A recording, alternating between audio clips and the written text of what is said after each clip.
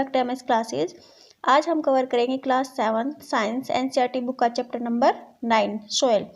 ये इस चैप्टर का सेकंड पार्ट है। इसका फर्स्ट पार्ट हमने फर्स्ट वीडियो में डिस्कस किया था, उसका लिंक आपको नीचे डिस्क्रिप्शन बॉक्स में मिल जाएगा, आप वहाँ से चेक कर सकते हो। राइट, तो चलिए स्टार्ट करते हैं अपना चैप्टर प्रॉपर्टी ऑफ सोयल।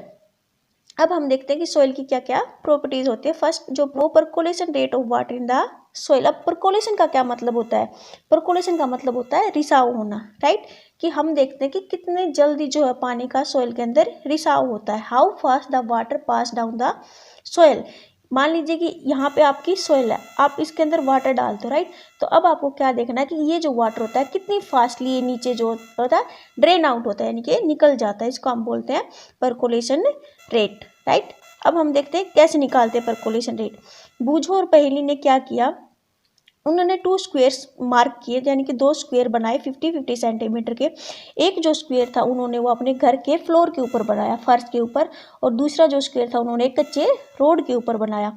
उन्होंने उन दोनों स्क्वेयर को पानी से फिल कर दिया, दोनों के अंदर सेम अमाउंट ऑफ वाटर उन्होंने डाला था। और उन्होंने क्या ऑब्जर्व किया कि जो वाटर उन्होंने फ्लोर के ऊपर डाला था, राइट, उस स्क्वेयर के अंदर वाटर एब्जॉर्ब नहीं हुआ, लेकिन उन्होंने जो कच्चे रोड के ऊपर जो वाटर डाला था ना, वो जो वाटर वहाँ पर एब्जॉर्ब हो गया। राइट, तो इसको देखने के बाद बूझो बहुत ही ज़्यादा हैरान हो गया।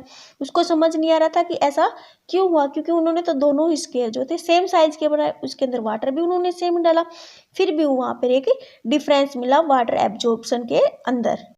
तो इसको जानने के लिए आपको एक एक्टिविटी देखनी पड़ेगी, एक्टिविटी नंबर 9.4। इसके अंदर क्या किया गया कि 3 टीम्स बनाई गई, ए, बी एंड सी। उन्होंने अब क्या फाइंड आउट करना है कि how fast the water pass down the soil, की कितनी फास्टली जो वाटर पास डाउन होता है सोयल के अंदर से।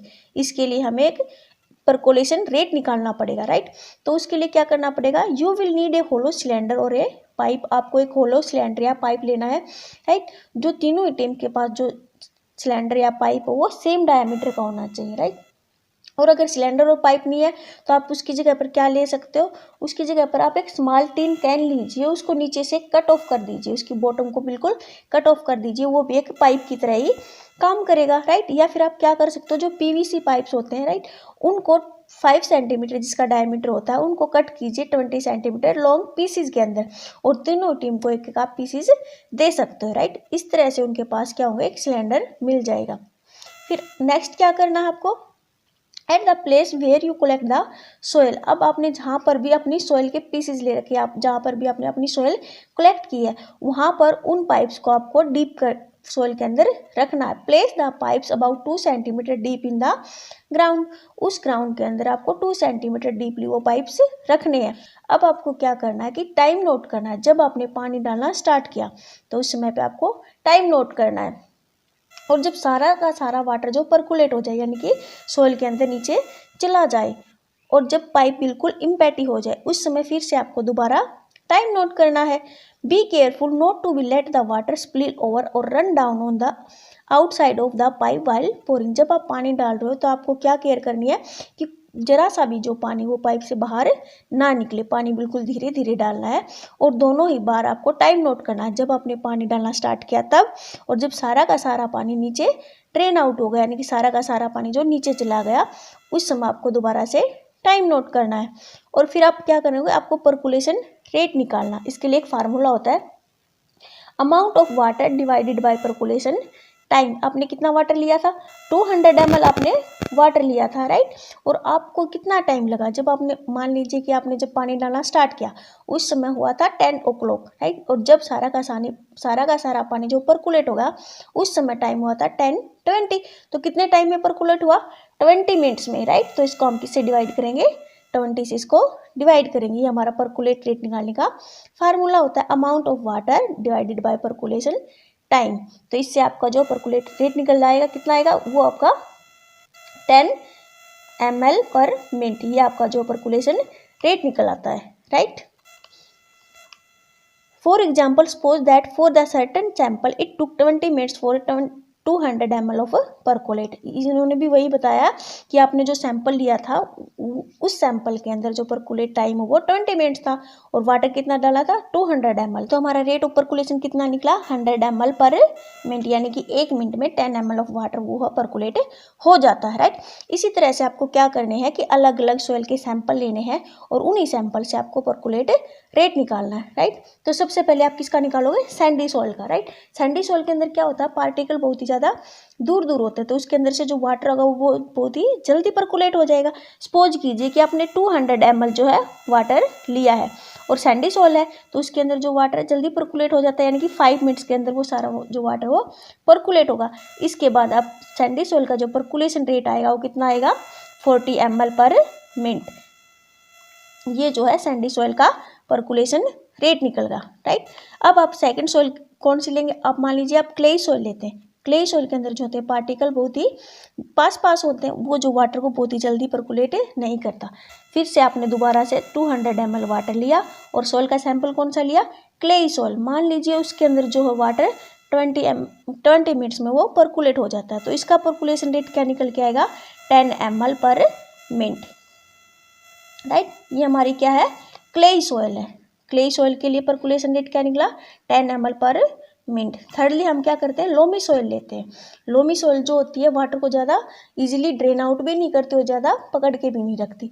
फिर से आपने 200 ml जो है वाटर लिया, 200 ml। अब हमने सॉइल सैंपल कौन सा लिया, लोमी सॉइल का, राइट। लोमी सॉइल जो वाटर को मान लीजिए 10 मिनट्स में परकुलेट कर लेती है, तो इसके बाद जो हमारा परकुलेशन रेट आता है वो हमारा आता है 20 ml पर मिनट। ये हमारा जो है लोमी सॉइल के लिए परकुलेशन रेट निकला। तो इस तरह से आप तीनों सॉइल के आप परकुलेशन रेट निकाल सकते हो, राइट। सबसे पहले हमने किसका निकाला था, सैंडी सॉइल का, जो हमारा कितना आया था 40 ml पर मिनट। सेकेंडली जो हमारा आया था लोमी सॉइल का जो हमारा परकुलेशन रेट आया था वो हमारा आया था 20 ml पर मिनट, राइट। थर्डली जो हमारा क्ले सॉइल परकुलेशन रेट हमारा आया था 10 ml। इस तरह से आप उनको अरेंज कर सकते हो इन डिक्रीजिंग ऑर्डर, राइट। सबसे ज़्यादा परकुलेशन रेट सैंडी सॉइल का, उसके बाद लोमी सॉइल का और उसके बाद क्ले सॉइल का जो परकुलेशन रेट निकलता है, right. Next moisture in the soil. ये जो सॉइल की सेकंड प्रॉपर्टी है मॉइस्चर इन सॉइल। मॉइस्चर का मतलब क्या होता है, नमी। Whenever you pass through a farmland during a hot summer day, जब आप गर्मियों में किसी खेत के अंदर से गुजरते हो तो आपको क्या दिखाई देता है, वहाँ पर की जो लैंड होती है वो सिमरिंग कर रही होती है, यानी कि उसकी लैंड के ऊपर की जो हवा होती है वो आपको थोड़ी सी चमकती हुई दिखाई देती है। ऐसा क्यों होता है, इसको हम एक एक्टिविटी से समझेंगे। एक्टिविटी 9.5। इसके अंदर क्या करना है, टेक ए बॉइलिंग ट्यूब, एक ऐसी ट्यूब जिसको हम बॉयल कर सकते हैं, वो ट्यूब लेनी है।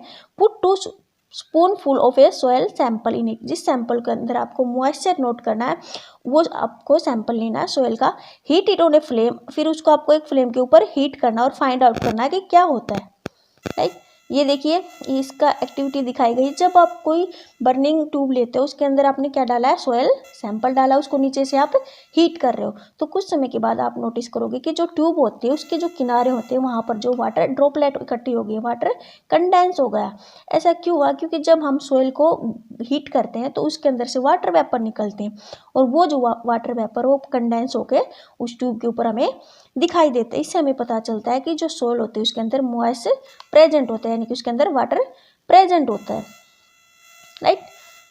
Do you see what water drops anywhere, if yes where did you find them. Water drop आपको कहाँ मिली, उस ट्यूब के ऊपर। On heating water in the soil evaporate move up and condense on the cooler inner wall of the upper part of the boiling tube. जो boiling tube होती है उसके अपर पार्ट के ऊपर आपको क्या, वाटर की ड्रॉपलेट दिखाई देती है।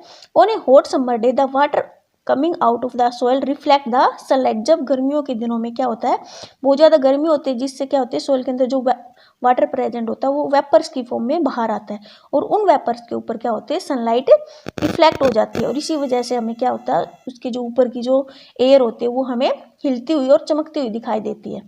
And the air above the soil seem to be shimmer. After heating the soil, take it out of the tube, compare it with the soil which has not been heated. Note the difference between the two. अब आपने ये जो soil sample लिया था इसके जगह पर अलग अलग soil के sample लेना और आपको देखना है कि उनके अंदर क्या क्या difference आता है, राइट। सपोज कीजिए कि आपने सैंडी सॉइल ली, सैंडी सॉइल के अंदर क्या होता है, वाटर कम प्रेजेंट होता है, तो इसके अंदर जो होगी वो सिमरिंग जो होगी वो कम होगी, राइट। फिर उसके बाद क्या होगा कि जो लोमी सॉइल होगी उसके अंदर आप नोट कीजिए कि उसके अंदर सिमरिंग हो रही या नहीं हो रही। फिर आप क्ले सॉइल का सैंपल लेकर ऐसे चेक कर सकते हो कि किस सॉइल के अंदर ज़्यादा सिमरिंग होती है, किसके अंदर ज़्यादा होगी, क्ले सॉइल के अंदर सबसे ज़्यादा होगी, क्योंकि उसके अंदर जो होता है वो वाटर सबसे ज़्यादा प्रेजेंट होता है, राइट। उसके बाद किसके अंदर होगी, उसके बाद लोमी सॉइल, उसके बाद सैंडी सॉइल के अंदर सबसे ज़्यादा सिमरिंग होगी, क्योंकि उसके अंदर जो वाटर वो बहुत ही कम प्रेजेंट होता है, राइट। इस तरह से आप कंपेयर भी कर सकते हैं। फिर जो हमारी सेकंड प्रॉपर्टी है वो है absorption of water by the soil. Soil जो होती है वो कितना वाटर को एब्जॉर्ब कर सकती है, राइट।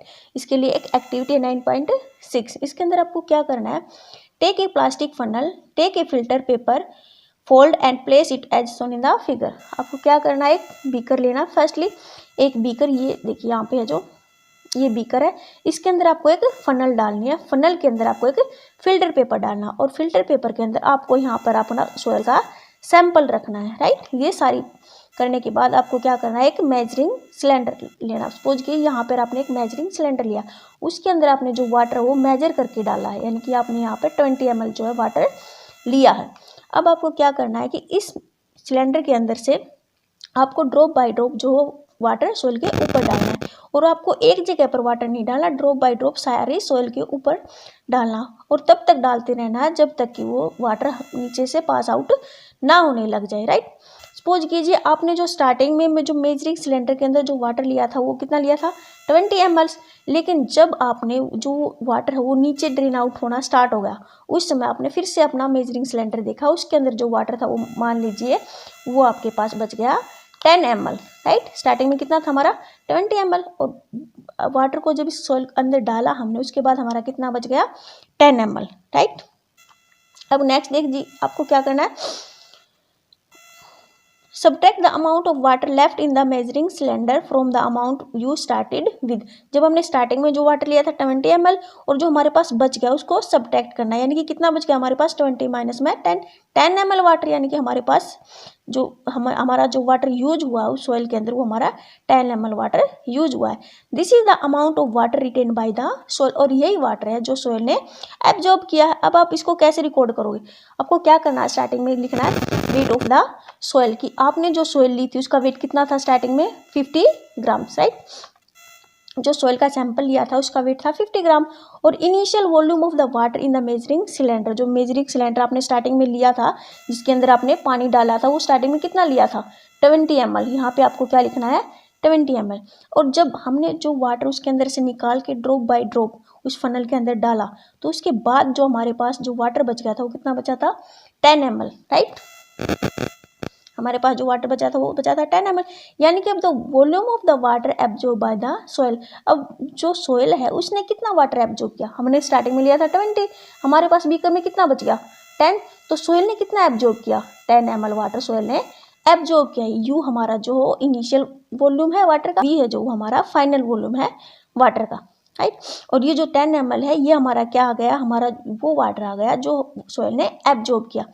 अब आपको यहाँ पर एक बात याद रखनी है, क्या वो जो हमारा वॉल्यूम ऑफ द वाटर है absorb by the soil, soil ने कितना वाटर एब्जॉर्ब किया 10 ml, वो किसके बराबर होता है, weight of the water absorb by the soil, वो होता है weight of water absorb by the soil, वो उसके बराबर होता है। यानी कि हमारा जो सॉइल ने जो वाटर एब्जॉर्ब किया वो हमारा 10 ml, तो ये किसके बराबर होगा 10 ग्राम के बराबर, जो हमारा वेट है of water absorb by the soil, right. क्योंकि यहाँ पे आपको लिखा हुआ है कि 1 ml water has weight equal to the 1 gram, 1 ml जो वाटर का वेट किसके बराबर होता है 1 ग्राम के बराबर। तो हमारा वाटर कितना एब्जॉर्ब किया था सॉइल ने 10 ml, तो यही हमारा क्या है, हमारा जो वेट है वाटर का, राइट। ये आपको बात याद रखनी है, ऑलराइट। नेक्स्ट क्या है, परसेंटेज ऑफ वाटर एब्जॉर्ब। अब आप इसकी परसेंटेज कैसे निकालोगे, देखिए स्टार्टिंग में क्या कितना वाटर लिया था 20, बाकी हमारा कितना बच गया उस बीकर के अंदर 10, राइट। उसके बाद हमने सॉइल का वेट कितना लिया था 50, और मल्टीप्लाई बाय में 100 ही हमें परसेंटेज निकालने के लिए, राइट। इस तरह से आप क्या करोगे, इसकी परसेंटेज निकाल सकते हो। कितनी परसेंटेज आएगी, इसकी आएगी 20%, राइट। ये हमारा जो है एब्जॉर्प्शन रेट आ गया, alright. Repeat this activity with a different soil sample. अब फिर से आपको वही अलग अलग सॉइल सैंपल के साथ ये एक्टिविटी करनी है। Would you get the same result for all the sample, क्या सभी सैंपल के लिए आपको सेम रिजल्ट मिलेगा? नहीं, क्योंकि सभी की जो एब्जॉर्प्शन है वो अलग अलग सॉइल की अलग अलग होती है, राइट। फिर आपको कैसे पता चलेगा कि सॉइल का एब्जॉर्प्शन कितना होता है? जो क्लेई सॉइल होती है वो सबसे ज़्यादा वाटर को एब्जॉर्ब करके रखते हैं, जब आप परसेंटेज को निकाल के देखोगे। उसके बाद जो लोमी सॉइल है वो कम रखती है, और उसके बाद जो है सैंडी सॉइल। इस तरह से आप इनको सॉइल को डिक्रीजिंग ऑर्डर में अरेंज कर सकते हो, राइट। ये है absorption rate by the different soil. ये जो 3 मेन प्रॉपर्टीज थी सॉइल की, इनको करने के बाद अगर आपको अच्छे से समझ में आ गई है तो आप इन क्वेश्चन का इजीली जवाब दे सकते। देखिए, विच soil would have the highest percolation rate, कौन सी सॉइल है जिसका परकुलेशन रेट सबसे ज़्यादा होता है? कौन सी सॉइल का होता है? सैंडी सॉइल का परकुलेशन रेट, क्योंकि सैंडी सॉइल के अंदर जो पार्टिकल होते हैं वो दूर दूर होते हैं और उसके अंदर से वाटर इजीली ड्रेन आउट हो जाता है, तो सैंडी सॉइल का परकुलेशन रेट सबसे ज़्यादा होता है। नेक्स्ट जो क्वेश्चन है, विच soil would have the lowest percolation rate, सबसे कम परकुलेशन रेट किसका होता है? वो होता है क्लेई सॉइल का, क्योंकि उसके अंदर जो पार्टिकल होते हैं वो बिल्कुल पास होते हैं और वो जो वाटर को जल्दी से ड्रेन आउट नहीं करते, इसलिए क्लेई सॉइल का जो परकुलेशन रेट सबसे कम होता है। फिर थर्ड क्वेश्चन है कि बूझू ने अपने पड़ोसियों से सुना था कि 8-10 दिन के बाद जो है बारिश का जो पानी है उसकी वजह से जो पॉन्ड और जो वेल है उनके अंदर पानी इंक्रीज हो जाता है। ऐसा क्यों होता है? किस सॉइल की वजह से होता है? किस सॉइल की वजह से होता है? आप सोच सकते हो, ऐसा सैंडी सॉइल की वजह से होता है। सपोज कीजिए कि हमारा यहाँ पर एक वेल है, राइट, इसके जो आसपास है वो सारी सैंडी सॉइल है। सैंडी सॉइल, जब बारिश होती है तो ये सैंडी सॉइल क्या करती है कि सारे वाटर को नीचे ड्रेन आउट कर देती है, और यही जो वाटर है वो हमारे वेल के अंदर दिखाई देता है, इसीलिए जो वेल के अंदर जो वाटर का लेवल इंक्रीज हो जाता है, राइट। समझ में आया कि जो वेल्स के अंदर जो वाटर इंक्रीज क्यों होता है? सैंडी सॉइल की वजह से। नेक्स्ट हमारा, which type of soil retain the highest amount of water and which retain the least, कौन सी ऐसी सॉइल है जो सबसे ज़्यादा वाटर को एब्जॉर्ब करके रखती है? कौन सी करती है सबसे ज़्यादा एब्जॉर्ब? कौन सी करेगी? क्लेई सॉइल, क्योंकि उसके अंदर जो पार्टिकल छोटे होते हैं, और सबसे कम कौन सी करेगी? सैंडी सॉइल, राइट, क्योंकि उसके पार्टिकल बड़े होते हैं। Can you suggest any method to let more drain water percolate and reach the water underground, क्या आप कोई ऐसा मेथड सजेस्ट कर सकते हो जिसकी वजह से जो है ज़्यादा से ज़्यादा पानी जो वो नीचे चला जाए? इसके लिए आपको ज़्यादा से ज़्यादा पेड़ लगाने चाहिए, जिससे क्या होगा कि जो रेन होगी वो ज़्यादा होगी और जिससे अंडरग्राउंड वाटर इंक्रीज हो जाएगा। और सेकेंडली एक प्रोसेस होती है रेन वाटर हार्वेस्टिंग, जो आपने 6th क्लास में स्टडी की थी।